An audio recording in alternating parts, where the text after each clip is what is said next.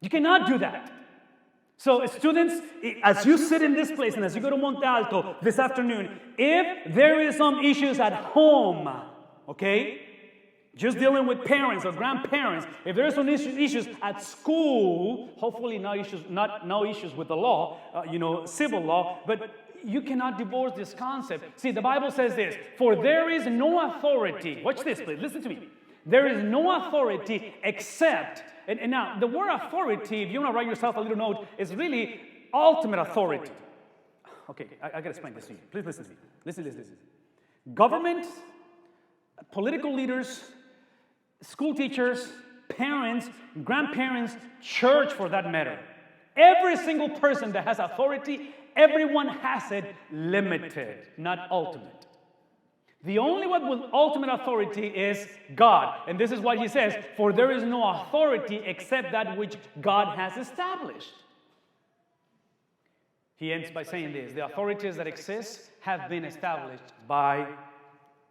Now, once again, this is just like marriage. Okay? Marriage, everybody? Marriage? Yeah, marriage. Some of you look like you are married. Yeah, some of you look like...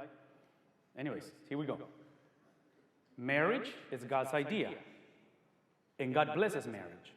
Does not mean that everything that happens in your marriage and my marriage is approved by God. Are you following me on this? My marriage was God's idea, God's design, and we ask for His blessing. Does not imply that what is currently happening in my marriage is approved by God. In other words, I do some things that are not godly within my marriage all the time. And if you are like me, which, come on, okay? So that's kind of the same thing. I'm not saying that what happens in government is approved by God. All that I'm saying is that government, regardless of what government, was God's idea. Everybody? Can we agree to that? You want a government. You don't want anarchy. In the Old Testament, government was basically a theocracy. What does that mean? It's a big word that implies God spoke through kings, God spoke to the prophets spoke, gave the message, and that's the way it was. There was no democracy. Now, in the New Testament, watch this. In the New Testament, now you have the Church of Jesus, because of persecution, moving through countries and again, different scenarios, and now they have to navigate different governments. At the end of the day, government is established by God. Here's the implication. Jesus is suffering. Jesus is humility. And ultimately, Jesus is submission, being subject.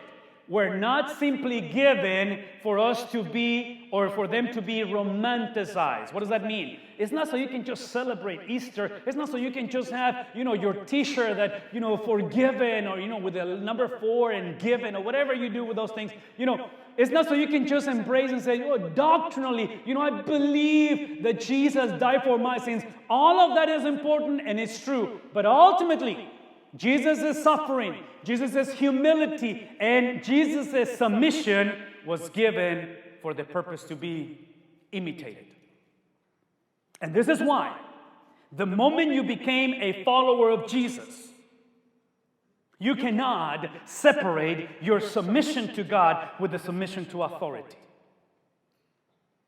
regardless of who the authority is. Now, quick parenthesis before you guys either leave this building or you shut me down or you go back to your phone. I want you to listen to this. Oh my gosh. Okay, I'm gonna try to put it to you simple because I gotta finish this. It is no irony, please listen to me, that the man who is writing these words within the next few months, the same government that he is saying, let's submit to them, is going to decapitate him. Do I need to repeat myself on that one? The same government that he's saying you have to submit yourself to it. The same government that says he has been placed by God under God's divine ultimate authority. He's been empowered by the God of the Scriptures is the same government that this very same Paul is going to be decapitated and killed, murdered eventually. What does that mean? Listen to me. The Bible does give you few exceptions to this rule.